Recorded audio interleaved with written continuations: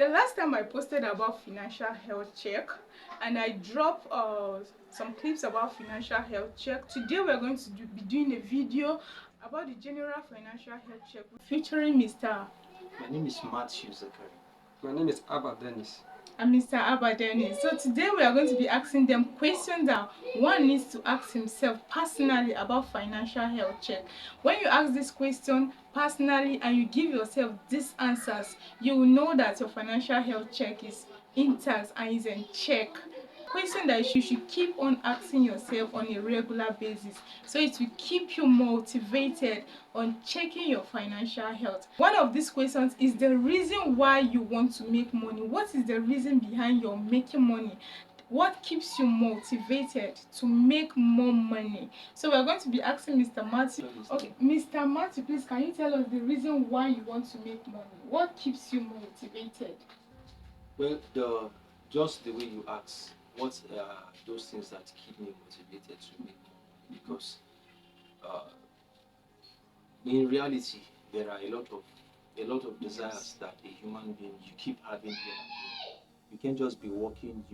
There are a lot of things you desire. There's no man that is driving a car that will not want a better car. No man will be living in a house that will not be looking for a better house. And then there are also responsibilities, family-wise. There are responsibilities from your personal family, from the extended family. Here and here, you have a lot of bills. So this demand always push you as an individual to desire to make more money, because if you don't make more money, you cannot meet up with the current demand. You understand? I'll give an example. If you today being Thursday, Dangote is the richest black man on earth. But I still want you to know that all his stations everywhere spread around, they are all open. Why is all those stations open? The reason why they are open is because he still wants to make more money. So if I've not gotten to the level of Dangote, then it should be a drive for you as a human being. You always desire to make more money. Another question we are asking is that in making money, how much money do you think is enough? How much money do I think is enough? I want to say all is not enough. All is not enough, because no matter the amount of money you gather, I just give you an example about Dangote. Yeah. So Dangote's shop is still open. Even up to tomorrow, he's still open. Why? You understand? These guys have made money, but they still want to make more money. So even if I acquire the whole money in the whole world, it's still not enough, because there are responsibilities to meet up with. You're just working. If you're a philanthropist, you desire to see every human being living a better life. And then if every human being is not living, how do you ensure that this thing takes place? It all comes with great sacrifice, and it requires finance. So in all of what you are saying is that more money you make, more money you want to make. Yes, to meet because up the more you get more money, the more bills. responsibilities. Okay, the like more this, bills to like whom much is given, much is expected. Yes. All right. Can you tell us the reason why you want to make money? Honestly, this question is a very serious question. I really want to start by saying that the Bible said, "Money answered all things." And it is the same Bible that says money is the root of all evil. Yes. But then, one of the reasons why I actually wanted to make more money is I want to delete poverty in my lineage. I don't want that name to be mentioned in my lineage. Amen. So, and another reason why I actually want to put a smile on people's face. Really, but sir? I want to make sure that I'm like an answer prayer to people. Wow, it's a good reason. It's a good reason. And that keeps you motivated to make money.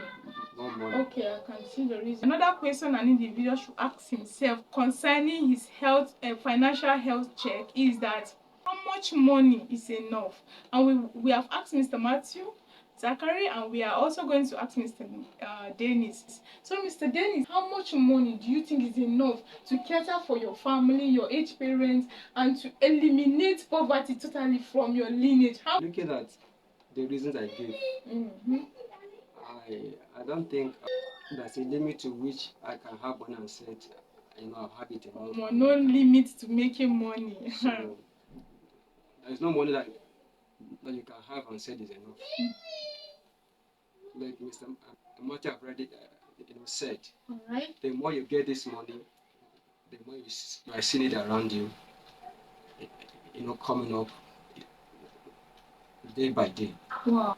So the question, how much money would be okay for me? I don't think is All right, Mr. Dennis an said answer to it, no really. money is enough. Like more responsibility, more cash to cater for it. Like the third question, when it comes to spending, how do you spend your money? Do you just spend your money on things you really don't want instead of spending on things that you need? So we are asking Mr. Matthew how he spends his money.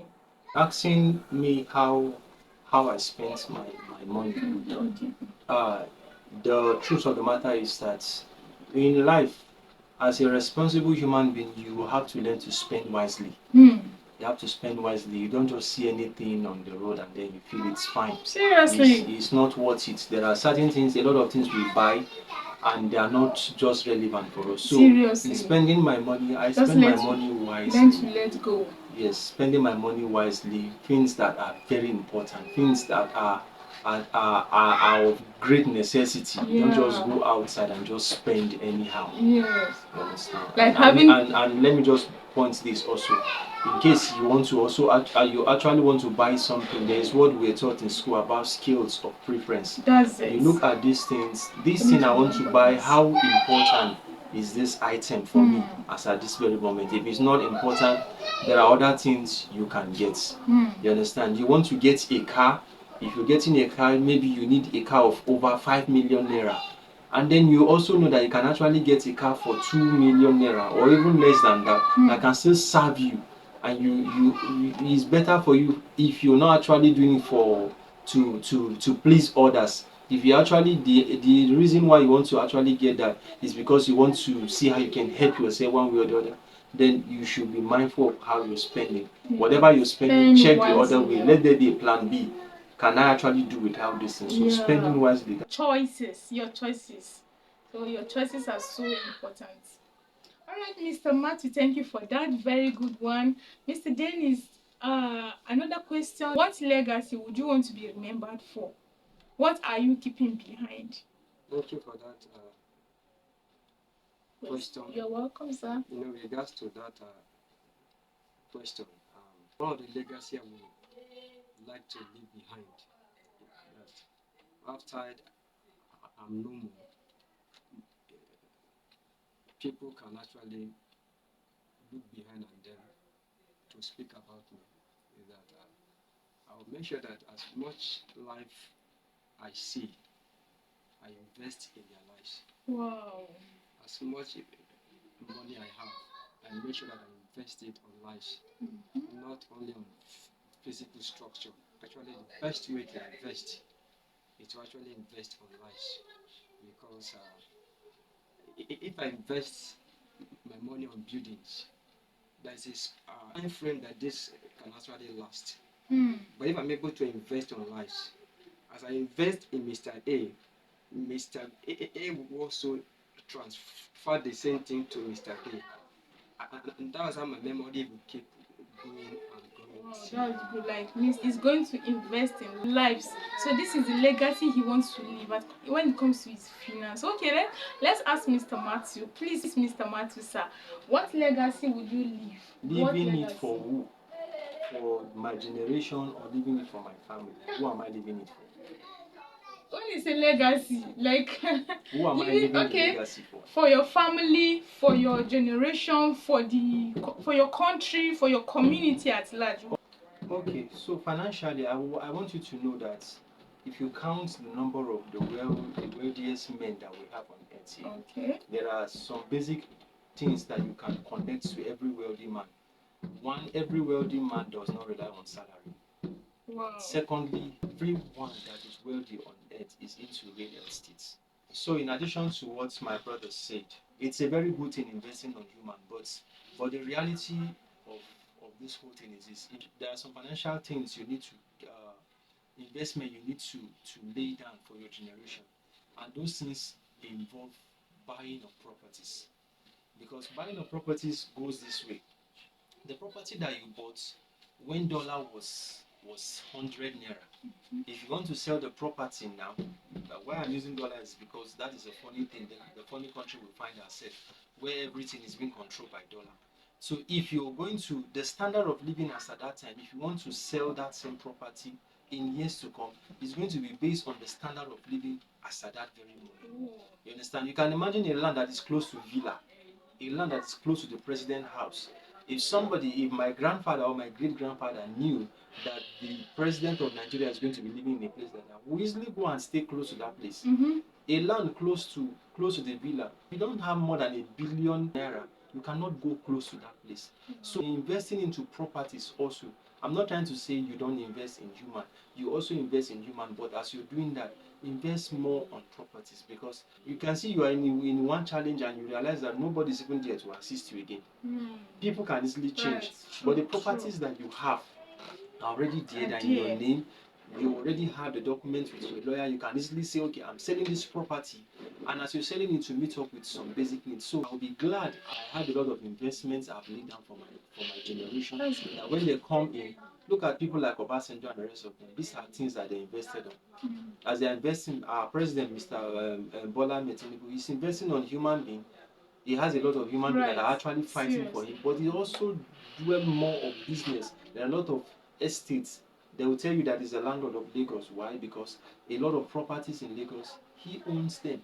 And then by so doing, he is investing more. And that is why you see they need to keep getting richer. Why? Because they have actually invested more on what? On properties. Thank you very much, Mr. Matthew and Mr. Dennis, for these wonderful, wonderful answered questions. And do you have anything to tell the young ones, the youth in general, about how to keep their financial health in check? So the advice I always give to every young person is this: in as much as you have the strength, this is the time that you need to invest more of your strength. Remove laziness out of you. Whatever the job, whatever you can do to get to where you are supposed to get to. I'm not talking about ritual, but I'm talking about physical strength. Where your strength is being required. When you're not supposed to be sleeping, don't sleep. When you're supposed to be awake to do certain things, do it.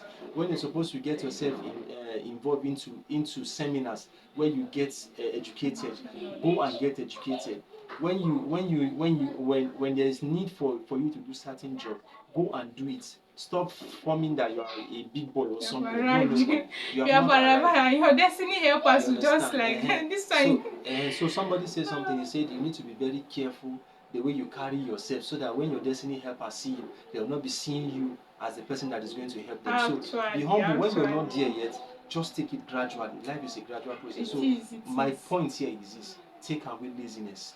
Do what you're supposed to do. Every opportunity you get, invest into it. And when you invest into it, you may never know the one that will pay. Oh, that's so wonderful, Mr. Matthew.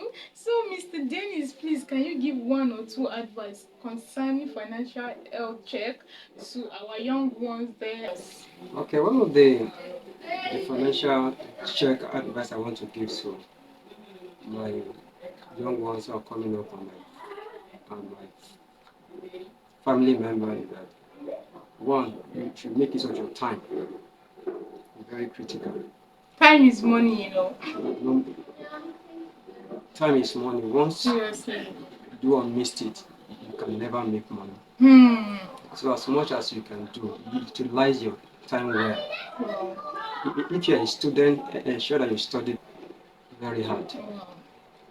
Don't waste it when you ought to be studying.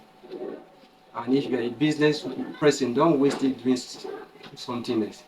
Engage your time wisely. And I bet you, if you can do this, you will go far in life. You will make it. And two, mindful of your spendings. Do not spend anyhow. Anything you want to buy, make sure that you sit down to calculate. Calculate yourself. Ensure that this thing you are buying, that's only the necessity. Once you know it's not a necessity, you can just throw it away and look for something that you know that if you buy it, you can actually make meaning to your life. All right. Instead of spending a lot of money, just imagine that you need a cream of 2,000 naira can be able to give you the normal skin you, because you heard that the new reigning cream now is so the amount is around 100k. And then you go and buy cream of 100,000 naira. Thousand naira. So you see, with that 2k you can actually get the Glowing skin you are actually desiring for, but you want to make name, you will decide to actually go for the one of 100k, and as such cannot make a meaningful progress. In fact, that telling on your financial health. Living beyond your means. You earn 1,000 naira and then you go for something of 1,005. Who does that? Like, who does that? So please try to live below what you earn. Do you understand?